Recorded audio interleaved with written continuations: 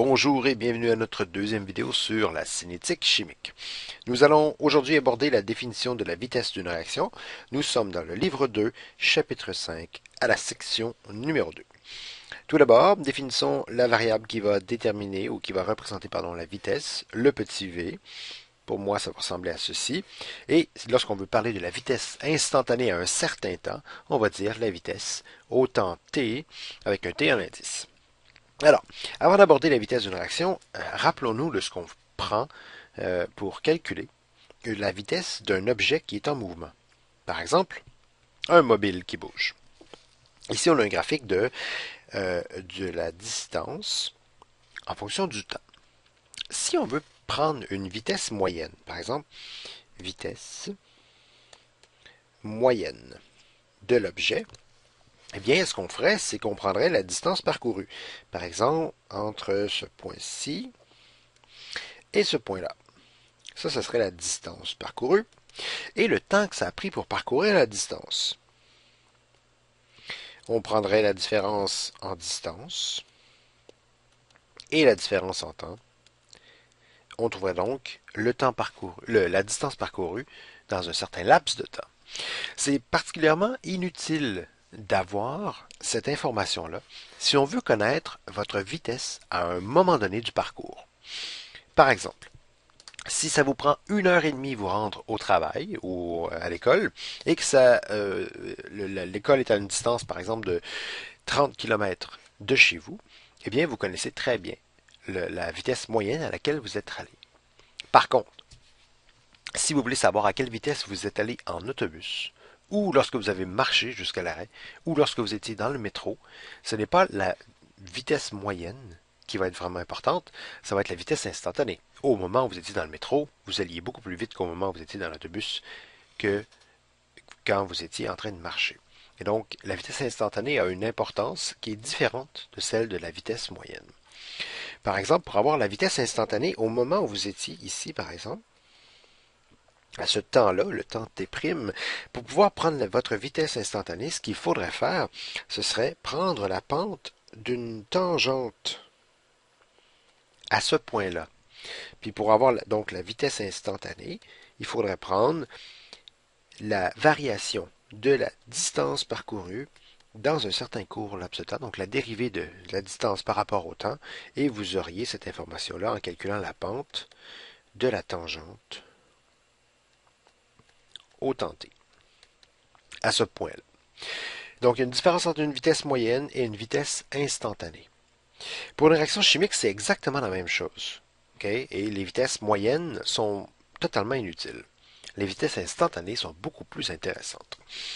Un des exemples qu'on a pour décrire la mécanique de comment on décrit une vitesse de réaction, c'est un exemple qu'on a à la page 188 du livre 2 de Mme Tournier, qui présente un exemple où nous avons une molécule de H2 gazeuse qui réagit avec une molécule de I2 gazeuse pour donner deux molécules de HI gazeux. Bien sûr, ce n'est pas des molécules qui réagissent nécessairement ensemble, ce sont des moles de molécules. Donc, le facteur stoichiométrique, c'est une mole, réagit avec une mole pour donner 2 moles de HI. La réaction est présentée en haut, et le diagramme que vous avez à gauche, c'est dans le livre 2 à la même page, vous avez un diagramme de la concentration des espèces, soit les réactifs, H2 et I2, ou du produit, HI, en fonction du temps, qui, je crois, est en secondes. Donc, on a deux courbes, une courbe qui descend et une courbe qui monte.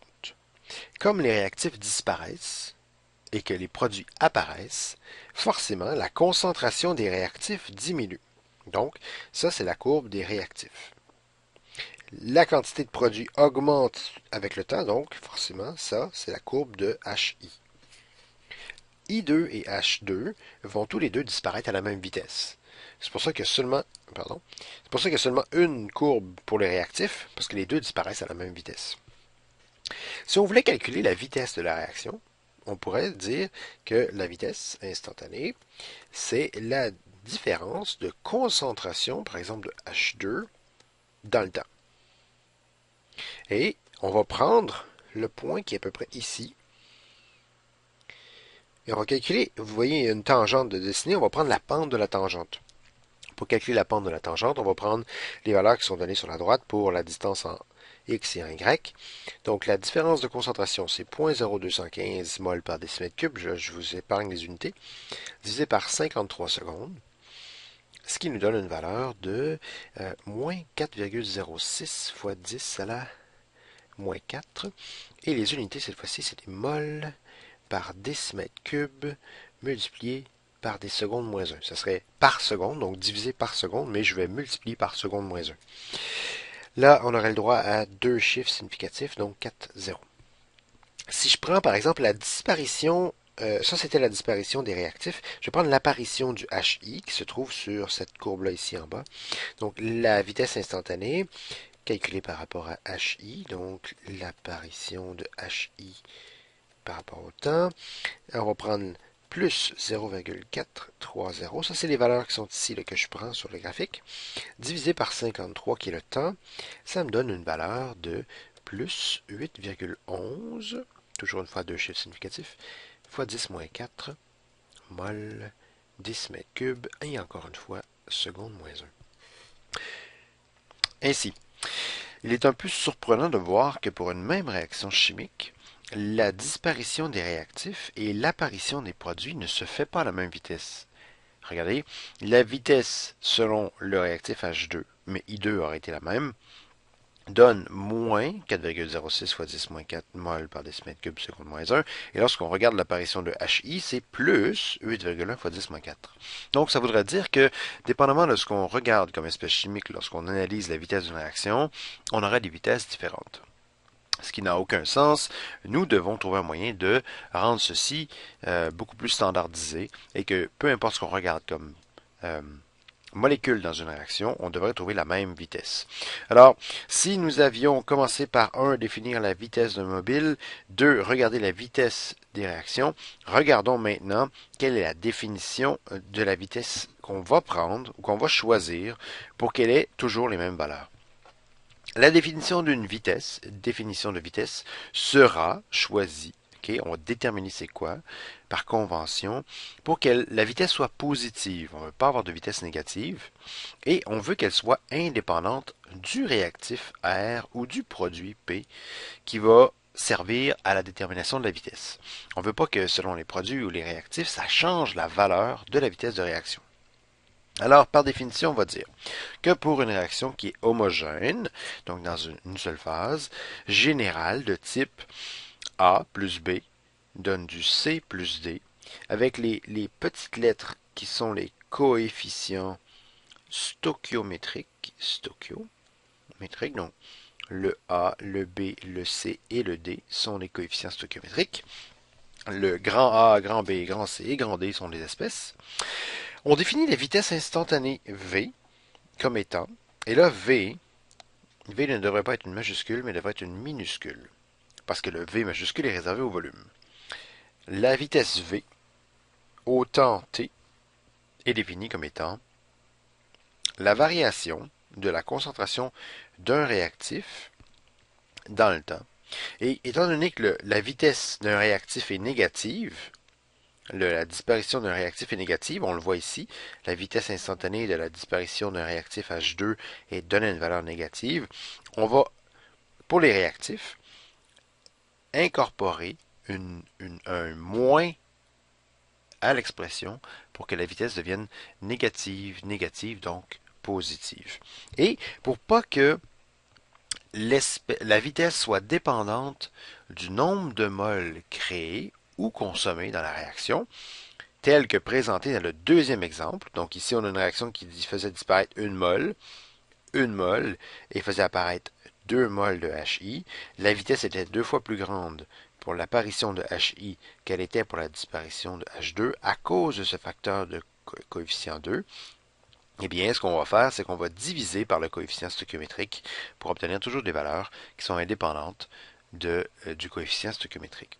Donc, on va diviser par la valeur du coefficient stoichiométrique qui multiplie le nombre de moles des espèces chimiques. Par exemple, le A est un facteur ou un coefficient du A majuscule. Alors, on va faire moins 1 sur A. Le sur A permet d'affranchir les espèces chimiques de leur coefficient stoichiométrique dans les expressions de vitesse. Pour les réactifs, donc, c'est toujours négatif. Pour les produits, ça donne déjà une vitesse positive parce que c'est l'apparition des produits, donc on n'a pas besoin de signe pour changer l'expression. Et on voit que pour les produits, comme le C et le D, leurs coefficients stoichiométriques sont aussi utilisés en tant que division avant la variation de la concentration dans le temps. Ce qu'on va faire pour mesurer la variation de la concentration dans le temps, ce qu'on va faire, c'est qu'on va chercher la pente de la tangente, telle qu'on l'avait décrit un petit peu plus tôt, là. La pente de la tangente à un temps donné.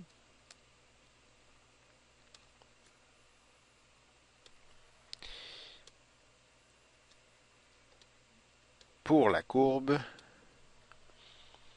du réactif ou du produit. Donc, on va aller chercher, peu importe que ce soit pour le produit ou le réactif, on va aller chercher la pente de la tangente et on va appliquer la pente de la tangente, c'est le delta concentration sur le delta T. On va appliquer le facteur de correction, que ce soit un produit, ici, ou un réactif, ici. Donc, pour les réactifs, c'est un moins. Pour les produits, c'est un positif. Donc, ça, c'était l'étape numéro 4, comment on trouve la variation de la concentration.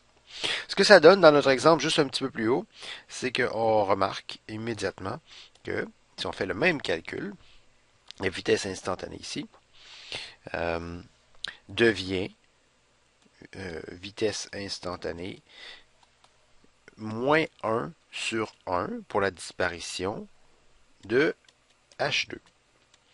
Donc, il y a un coefficient stoichiométrique de 1, on place un 1, et c'est un réactif qui disparaît, on place un négatif.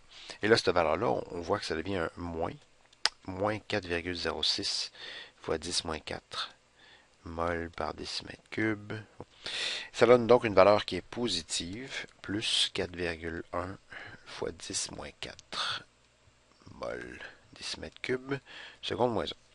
Pour l'autre, eh bien, on va faire la même chose. La vitesse instantanée va être moins 1 sur 2, qui est le coefficient stoichiométrique qu'on retrouve en avant de HI, multiplié par la variation de la concentration de HI dans le temps. Et ça nous donne donc 8.